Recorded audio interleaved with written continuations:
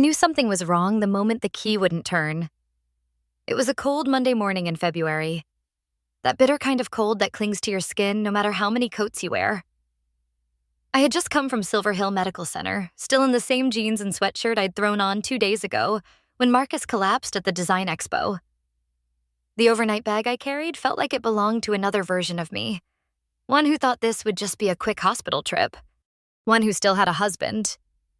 In my left hand was a wilted bouquet, white lilies and eucalyptus, a sympathy gift from Marcus's coworkers that I hadn't had the heart to throw away.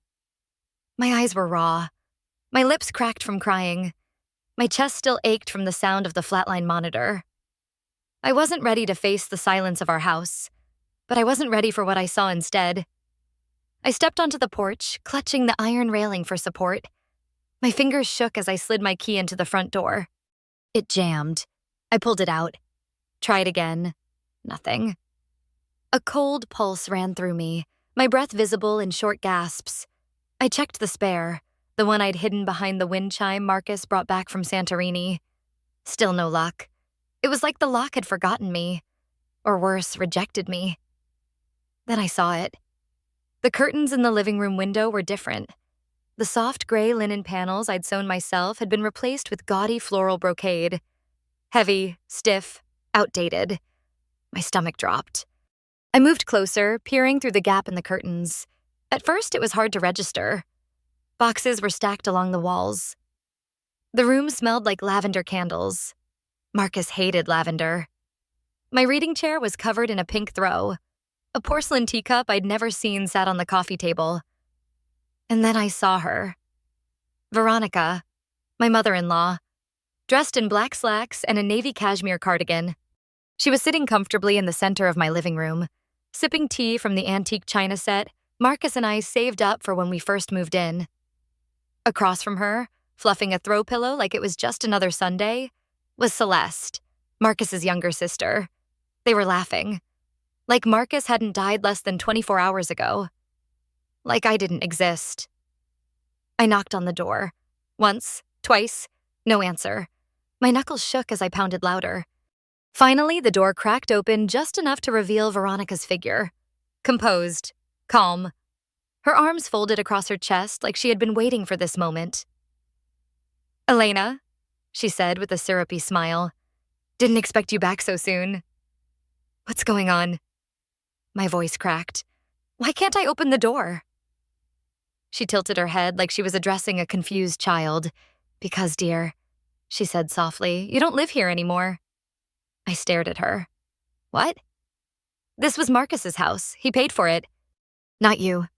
No children, no prenup, no real contribution. It's time the house returned to its rightful family." I took a step back as if her words had physically shoved me. "I'm his wife," I whispered. "We bought this house together. I refinanced it when he lost the firm." "Oh, please." Veronica waved a manicured hand. "You played interior decorator while he carried real burdens." Behind her, Celeste appeared holding a box labeled Elena's Kitchen. My plates, my mugs. "You left the side door unlocked when you went to the hospital," she said with a smirk. "We figured you wouldn't mind." I couldn't even process it. Couldn't breathe. Couldn't scream. Instead, I laughed. A quiet, empty laugh. The kind that slips out when reality bends too far to believe. Veronica's smile wavered for the first time. "What's so funny?" she asked, eyes narrowing. I wiped a tear that had nothing to do with grief. It was colder than that. "You're unpacking pillows and pouring tea in a house you think belongs to you," I said softly. "But you have no idea what you've just stepped into." Her smile cracked, just slightly. That was all I needed. I turned, walked back to my car, and drove away. My keys were useless now, but I had something better. Something they didn't know about yet. And when I was done, Veronica would wish she never touched a single teaspoon in my kitchen. 2 years ago, almost to the day, I sat on that same porch. It was colder then. Marcus stood a few feet away, pacing, running both hands through his dark hair until it stood on end. "They're going to take it," he said, barely above a whisper. "The house?" He didn't answer. The startup he co-founded had collapsed after a major investor pulled out unexpectedly. His business credit was shot. The bank had frozen every account tied to his name. The only thing left untouched, for now, was the house. "I never should have started it," he muttered. "I was so sure. God, I was so stupid." He wasn't stupid. He was brilliant. But in that moment, he looked cracked, fragile in a way I had never seen. It scared me. Marcus was the strong one, the charismatic problem solver, the fixer. So I decided I would fix this. For him. The next morning, I drove to the North Harbor Credit Union and sat across from a woman named Clarice who looked at me like I was out of my mind when I asked for a refinance in my name only. "You want to carry the mortgage yourself?" she asked, arching a brow. "Yes," I said. "I can use the equity we built and the savings I have from my freelance clients. The house can't be tied to his accounts anymore." She frowned. "Does your husband know?" "No," I said, "and I'd like to keep it that way." It took weeks. Paperwork, background checks, verifications. I pawned the last of my grandmother's Art Deco earrings and took on a grueling commercial space redesign just to pad the emergency fund. Marcus never noticed the letters stopped arriving. Or maybe he did and didn't ask because he wanted to believe everything was settling itself. I kept the house afloat, paid every bill, fixed the hallway light he always put off, tightened the leaking faucet. I even repainted the office to cover the water stain we kept ignoring, all while managing my projects, invoices, and deadlines. Every inch of that house had my sweat embedded in it. Veronica never saw any of it. She visited once the following spring and stayed no more than 48 hours. She hated Vermont. Too damp, too isolated, too plain. She called it a forest trap and asked why Marcus was wasting his talent on a cabin fit for a spinster. She didn't see the sunrise over the lake that made Marcus smile like a boy again. She didn't see the nights we spent wrapped in blankets on the porch, whispering about future kids, about a greenhouse, about dreams. No, she only saw what she thought he gave up. She didn't know I held that house together with frayed nerves and hidden receipts. And now, 2 years later, she stood in it, drinking tea and acting like it was hers. That night, after the lock rejected me and her words tried to erase me, I sat in the parking lot of a roadside motel off Route 8. The kind of place where the carpet curls at the corners and the lights buzz when you flip the switch. I rented a room using the only active card left, Marcus's emergency visa. I wasn't ready to call anyone yet. Not even my best friend or my sister. I hadn't even had time to say out loud that he was gone. The room smelled like bleach and regret. I sat on the bed, still in my jeans and sneakers, staring at the wall until the sky turned from night to dawn without me noticing. I didn't cry. Not right away. What was the point? I had just watched my husband die in a sterile white room, and 12 hours later, I watched his family erase me like a pencil mark they never approved of. But even then, somewhere beneath the weight of it all, something steady throbbed in my chest. Not revenge. Not yet. Just something simple. Something that pulsed like a vow. You don't get to steal what I bled for. I knew Veronica. I knew how her mind worked. She didn't want the house because it meant anything to her emotionally. She wanted the house because it made her feel powerful, because taking it from me would be one final way to win. But what she didn't know, what she never even bothered to ask, was who actually owned the house. And she was about to learn. Tuesday afternoon, the wind off the lake rattled the motel windows. I hadn't slept. I hadn't eaten more than a protein bar. But I had made a decision. I didn't have time to mourn properly. Veronica had made sure of that. She didn't just steal my home. She stole the right to grieve in it. So I went back. Not through the front. That door was sealed like a vault now. Instead, I circled the neighborhood and parked behind the old maple hedges that bordered the back of our property. The same hedges Marcus once tripped over trying to set up tiki torches for our anniversary dinner. I waited. No cars in the driveway. No movement in the windows. Veronica and Celeste were likely out doing what vultures do, picking over the bones of what wasn't theirs. I approached the side entrance. The laundry room door had a warped hinge Marcus always meant to fix. It never closed properly, not unless you pulled up on the handle at just the right angle. I pulled, The door creaked open like it remembered me. Inside, the house smelled foreign, overly perfumed, artificial. The lavender air fresheners stuck to every outlet were a sharp contrast to the sandalwood oil Marcus preferred. The photos in the hallway? Gone. My black and white prints of Rome, the one Marcus said made the space feel like a gallery, replaced by generic seaside paintings. I moved quickly. No time to process the desecration. His office was at the back of the house, tucked between the guest room and our mudroom. A narrow space filled with tangled chargers, notebooks, and the faint smell of his cologne lingering in the corners. Veronica hated this room. She called it the tech closet. She never once stepped foot in it when she visited. I was counting on that. It looked untouched. A miracle. Stacks of papers organized by chaos only Marcus understood. Labeled USB drives. A half-eaten protein bar still in the top drawer. I stood there for a moment, just breathing. I had been so focused on survival that I hadn't let myself feel his absence. Then I moved. Hands trembling, I flipped open drawers, file folders, notebooks, searching for I didn't know what. Something. Anything. And then I found it.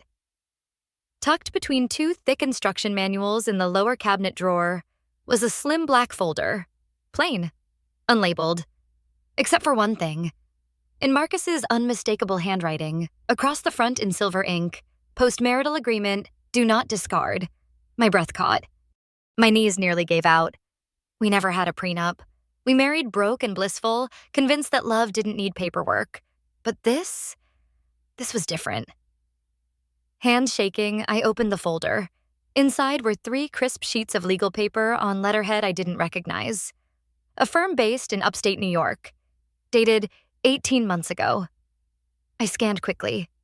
Marcus Foster, Elena Foster, signatures, initials, terms. There it was, under a highlighted clause in the second paragraph. In the event of the husband's death, all jointly owned assets, including but not limited to real estate and financial accounts, are to be transferred in full to the surviving spouse, Elena Foster, unless otherwise outlined in a last will and testament. There was no will, but this was binding. I flipped to the back. Tucked inside was a small folded sheet of notebook paper. Not legal. Just him. In Marcus's fast, slightly slanted script. If you're reading this, something awful happened. If my mom tries anything, show this to your lawyer. You know how she is. Keep this safe, Lainey. I love you. Always. M. I read it 3 times. My throat burned. My heart cracked open all over again. It wasn't just the contract, it was the fact that he knew. He knew who his mother was, knew what she might try. And he'd tried, in his own quiet, anxious way, to protect me from the grave. I slid the papers back into the folder and clutched it to my chest like armor. I left the house the way I came, through the laundry room, quiet and unseen. At the motel, I locked the door, bolted it, and sat on the bed cross-legged with the folder in my lap. I stared at the letter until the words blurred. And for the first time since he died, I didn't feel powerless. I didn't feel like a widow begging for scraps of a life she built. I felt ready. Veronica thought she locked me out. She had no idea. I had the key the whole time. By Wednesday morning, I was sitting across from Natalie Cho in her sleek, sunlit law office overlooking the riverfront. She hadn't changed much since law school. Same razor-sharp jawline, same calm fire in her eyes. She slid the folder toward her with one manicured hand, flipping through the pages with practiced efficiency. When she reached Marcus's handwritten note, she paused. Her expression softened. "He really loved you," she said quietly. I didn't respond. My throat was still sore from everything I hadn't said aloud. Instead, I nodded once. Then Natalie looked up and the softness was gone, replaced by the precision of a woman who once took down an entire HOA board in court. "We're going to make this right," she said. That afternoon, she filed notice with the probate court in Camden County, along with an affidavit affirming the legality of the postmarital agreement and a request for expedited review. She also filed a cease and desist order demanding that Veronica and Celeste vacate the home or face charges of unlawful occupancy. It didn't take long for them to respond. By Thursday morning, an envelope had been shoved under my motel room door again. Only this time, it wasn't a threat. It was a summons. Veronica Monroe had filed a petition contesting the validity of the postnup. Her claim? That Marcus had been mentally unfit in the final year of his life. That he'd been confused, stressed, emotionally unstable. That I had coerced him, exploited his grief after the loss of his father, she claimed, to manipulate him into signing away the family home. It was textbook Veronica. No evidence, no shame, just venom dressed in concern. I didn't even flinch. Not this time. Instead, I sent a copy of the summons to Natalie and packed my one bag again. Court was set for Monday morning. 3 days later, I stood on the stone steps of Camden County Courthouse, folder in hand, dressed in a black suit that still smelled faintly of cedar from the closet it had been buried in. Natalie met me with a nod. Her hair was pulled into a tight twist, heels sharp, stride sharper. "You ready?" she asked. I nodded. Inside, the courtroom was nearly empty except for a scattering of strangers and the trio waiting for us on the opposing bench. Veronica, in dramatic widow black, complete with a silk scarf and oversized sunglasses she hadn't taken off indoors. Celeste, head bowed in a pantomime of grief, and their attorney, a square-shouldered man with gray temples and a clipboard full of bluster. The judge, a no-nonsense woman in her 60s with short silver hair and readers perched low on her nose, called the hearing to order. Veronica's lawyer went first. He spoke softly, reverently, like they were mourning saints and I was some outsider who had tricked their innocent son. He painted Marcus as a good man overwhelmed by pressure. Said Marcus had struggled cognitively in his final year, citing a single missed meeting and one phone call where Marcus forgot the name of a client. He stopped short of calling me manipulative, but the implication hung in the air like cigarette smoke. Then it was Natalie's turn. She stood, calm and steady. "We're not here to debate grief," she began. "We're here to examine facts." And then she laid them out, one by one, the notarized post-marital agreement. The dated financial records proving I alone made the mortgage payments for the last 2 years. The deed legally transferred to my name. The neurologist's letter from St. Alora's clinic, dated 3 months before Marcus's death, declaring his cognitive function well within normal range and showing no signs of impairment. Finally, she held up the note Marcus left me. "Not to submit to evidence, just to read. If my mom tries anything, show this to your lawyer," she quoted. The room fell silent. The judge leaned forward. "Does the petitioner have any medical documentation supporting claims of mental decline?" she asked. Veronica's lawyer hesitated. "We do not, Your Honor. Just testimonies from concerned relatives." The judge folded her hands. "Then there is no legal basis to challenge the agreement," she said flatly. "It is signed, witnessed, and binding. The deed stands. The house legally belongs to Mrs. Foster." She struck the gavel. Case dismissed. It felt like thunder in my chest. I didn't cry. I didn't smile. I just exhaled. Afterward, as I walked down the courthouse steps into the afternoon light, Veronica followed. She was alone now. Celeste had disappeared somewhere after the ruling. "You may have won the house," she hissed, her voice like broken glass. "But you'll never erase me. I'm his mother." I turned to face her fully. "You erased yourself," I said calmly. She blinked. "The moment you changed the locks while he was still warm in the hospital. The moment you made his death about property instead of mourning. Marcus knew who you were. That's why he prepared for this." Her lips tightened, but she had no words. I leaned in, voice low. "And if you come near me again, I won't need a courtroom to protect myself. I already filed a restraining order." Her expression cracked. She took a step back, then another. And finally, she turned and walked away, the hem of her coat flaring like the tail of a retreating queen. I stood still, watching her disappear down the sidewalk. And for the first time in days, maybe weeks, I felt something I hadn't in a long time. Peace. The chapel smelled like lilies and fresh polish. It was Monday again, exactly 1 week since Marcus's heart stopped in that hospital bed. 7 days since I stood frozen on my own porch, keys useless in my hand. Now I stood at the front of the chapel, double-checking the seating chart, the playlist, the flowers, the urn draped in deep navy velvet, Marcus's favorite color. Everything had been done carefully, intentionally. Quiet dignity? No frills, no performance, and no Veronica, the funeral home director, had assured me, twice, that the guest list would be strictly enforced. I had removed both Veronica and Celeste the same morning I found them drinking tea in my living room. I wasn't cruel. I was protecting sacred space. Still, part of me didn't trust it would hold. At 11:15, the pews began to fill. Former clients, design collaborators, neighbors. A few of Marcus's old college friends who hadn't seen him in years. People who actually knew him, knew us. They greeted me with quiet hugs and gentle words. He adored you, Elena. I remember how he used to talk about your dream of building a greenhouse. You were his peace. I smiled, thanked them, sat near the altar, heart steady. And then I saw them. Two silhouettes slipping into the back pew. Hair pinned, black dresses fitted. Head down, sunglasses on. Veronica and Celeste. I stared, stunned for a moment. They hadn't been stopped. Someone at the door had let them through, probably out of politeness or pity. And now they sat there, pretending they belonged, pretending they hadn't tried to erase him. And me. I felt the blood drain from my face. Angela, who had come only as a guest today, leaned toward me. Do you want me to handle it? I shook my head slowly. No, I said. I'll do it myself.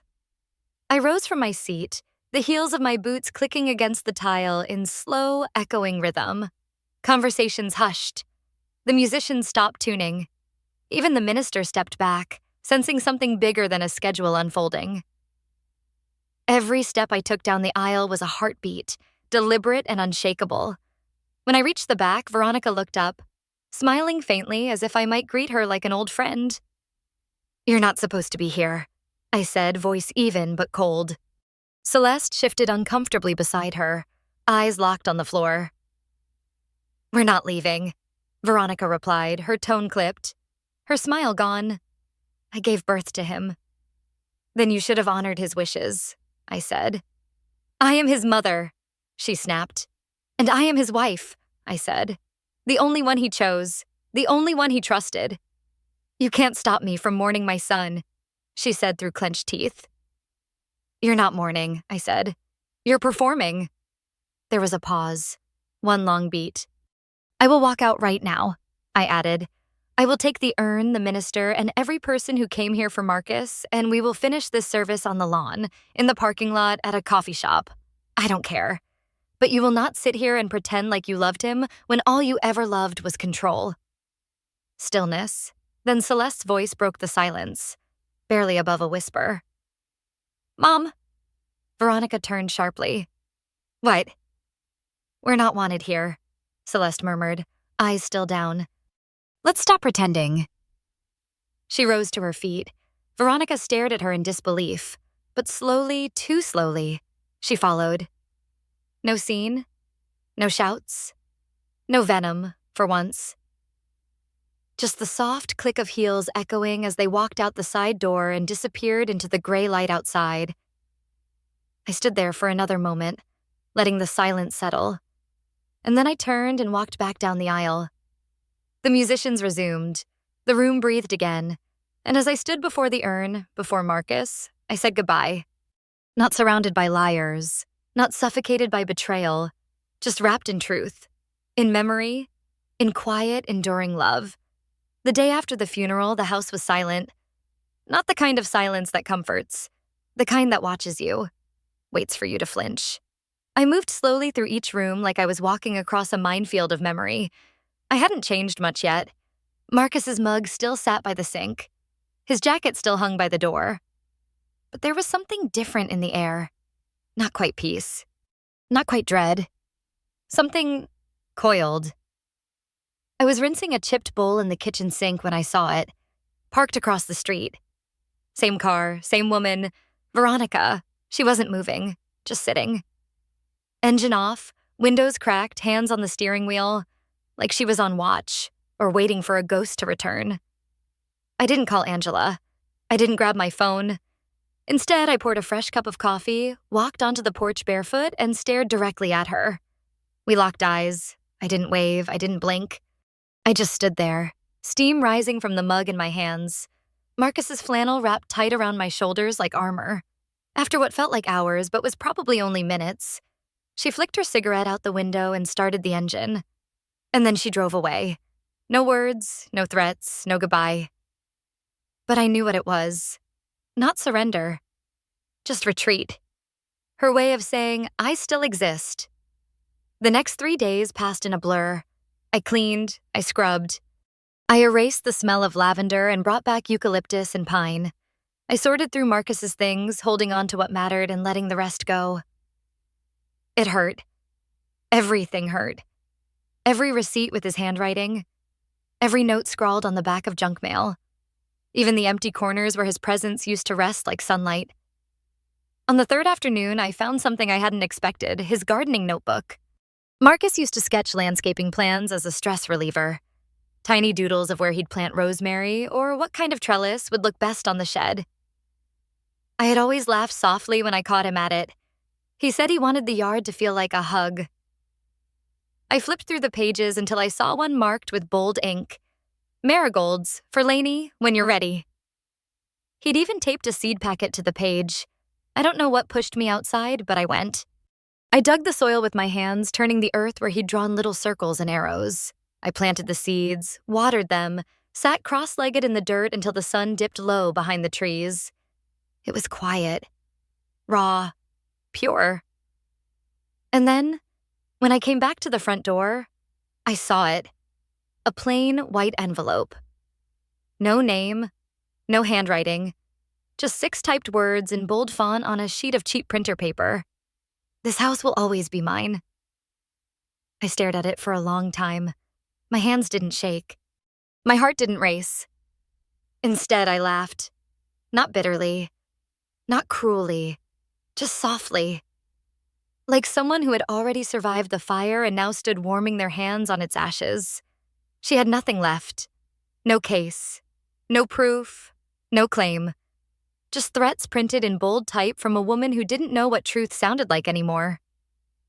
I walked around to the back garden, dug a small hole under the spot Marcus had marked for the marigolds, and buried the letter there. No drama, no theatrics, just earth. And quiet. And fertilizer. Maybe something good would grow from it. I dusted my fingers off, walked back into my kitchen, and made tea with cinnamon, because Marcus always said grief needed something sweet. By the time the marigolds began to sprout, just little green shoots, stubborn and reaching, I had almost convinced myself it was over. No more court filings, no more threats, just peace, or something like it. Then early one morning I saw her again. Same car, same spot, same silence. It was barely 7 a.m. Mist clung low to the lawn. I was still in Marcus's sweatshirt, holding a mug of coffee too hot to drink. I pulled back the curtain, and there she was. Veronica, parked across the street, hands on the steering wheel, engine off, eyes straight ahead. She didn't knock. She didn't move. She just watched. For a moment, the old panic tried to crawl back in, that familiar tightness in my throat, the instinct to hide, to call someone, to do anything but face her. But then I remembered something. She had nothing left. No rights. No access. No foothold. Just presence. So I stepped outside, barefoot again, wind cool against my skin, coffee in hand. I stood on the front porch and looked directly at her. Not afraid, not angry, just done. She didn't flinch, didn't roll down her window, didn't blink. And then slowly she flicked her cigarette onto the pavement, started the engine, and drove away. No threat this time. No last word. Just gone. But I knew it wasn't closure. Not really. It was ritual. One last attempt to haunt me. That night, I didn't sleep. Not from fear, but from something quieter. Grief, maybe. Exhaustion. The final, stubborn ache that comes after survival. I lay in bed staring at the ceiling, listening to the old pipes creak in the walls, wondering how long it would take before I stopped looking for Marcus in the corner of every room. 3 days passed. She didn't return. I started breathing easier. The house no longer felt like a contested space. It felt like mine again. Bit by bit, heartbeat by heartbeat. I spent my afternoons in the garden, turning the soil, watering what Marcus had imagined and I had built. There was healing in it. Not fast, not neat, but real. And then, on the fourth afternoon, I found the envelope. It wasn't shoved under the door this time. It came in the regular mail. Stamped, addressed, delivered. Inside was a folded card. No threats, no bold fonts. Just a handwritten note and a check from the funeral home. The card read, "You handled everything with grace." He would have been proud. No signature, but I recognized the handwriting. Celeste. I stood still in the kitchen, holding the card like it might crumble. It didn't fix anything. It didn't erase what happened, but it was something. I slipped the note into Marcus's garden notebook, between the pages where he'd drawn doodles of arbor trellises and wildflower beds. I didn't cry. But for the first time, I felt something different. Not rage, not grief, not revenge, just rest. Spring came early that year. The air smelled like rain-soaked soil and lemon blossoms. Birds nested in the eaves above the porch. And in the backyard, where I had once buried a threat typed in bold font, marigolds bloomed. Bright, brazen, golden like fire. Marcus would have said it looked like the garden was laughing. I sat on the bench beneath the maple tree he once said we'd hang wind chimes from. The wind was light.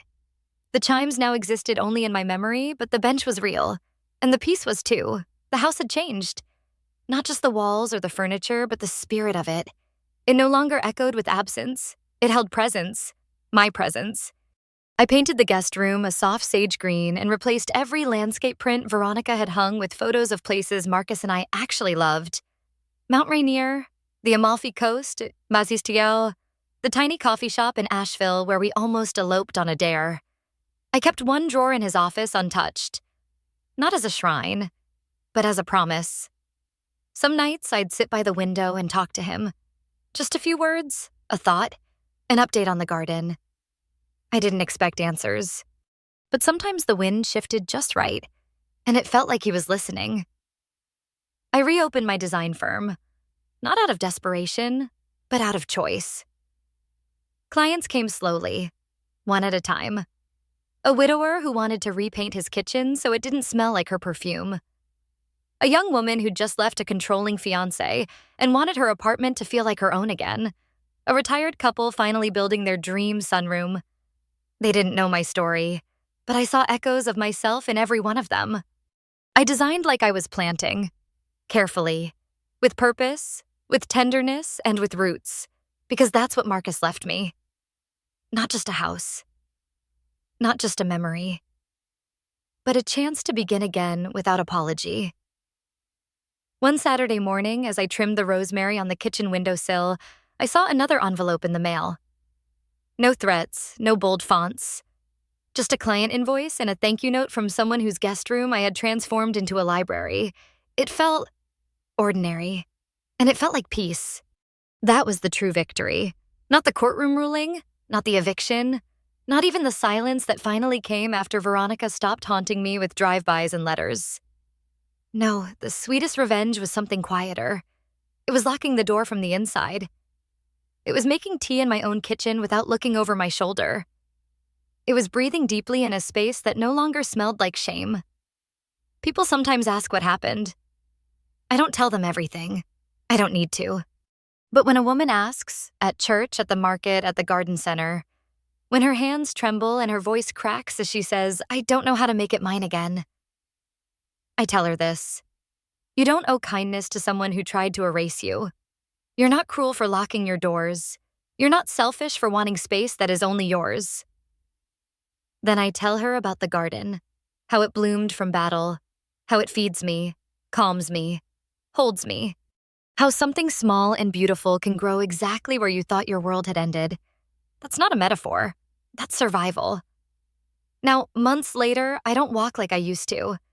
I don't apologize for taking up space. I don't flinch when I pass the stretch of road where her car once sat, watching. Because she's not watching anymore. She lost.